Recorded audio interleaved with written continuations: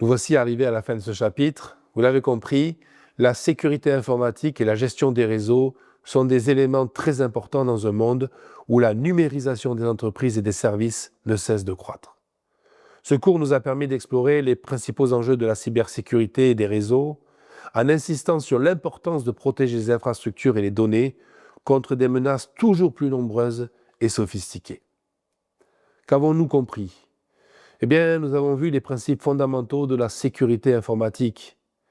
Nous avons compris les principes fondamentaux comme la CIA, confidentialité, intégrité et disponibilité. Nous avons vu des menaces courantes comme les malwares, le phishing, les erreurs humaines et les attaques ciblées.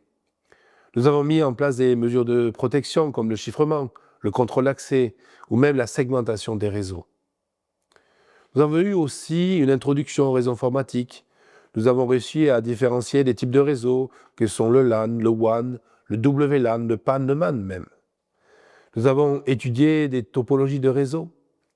Référez-vous au cours et peut-être que les réseaux comme l'étoile, le bus et les réseaux maillés vous rappelleront quelque chose.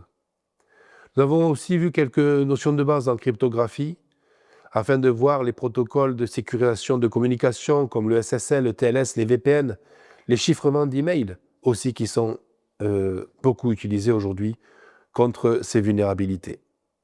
Les principales vulnérabilités et attaques de réseau, nous l'avons vu dans le cours, il y a les attaques de type DDoS, Man in the Middle, des injections SQL, de ransomware. Vous avez des attaques qui vont étudier les erreurs de configuration et les failles logicielles vont être exploitées.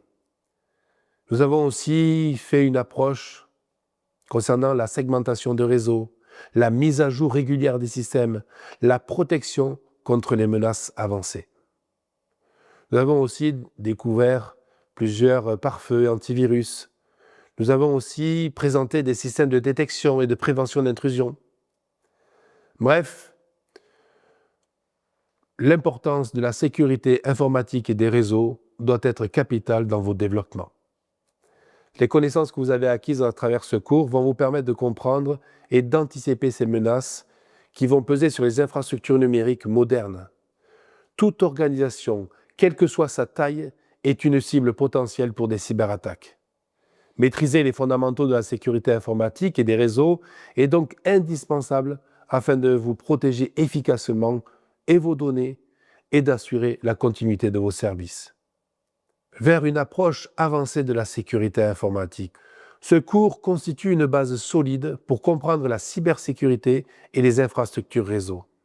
Mais la sécurité informatique est un domaine en constante évolution. Pour aller plus loin, il est recommandé de faire une exploration sur la pratique DevSecOps. Nous le verrons prochainement dans un cours. Il faut ne pas hésiter à approfondir les tests d'intrusion.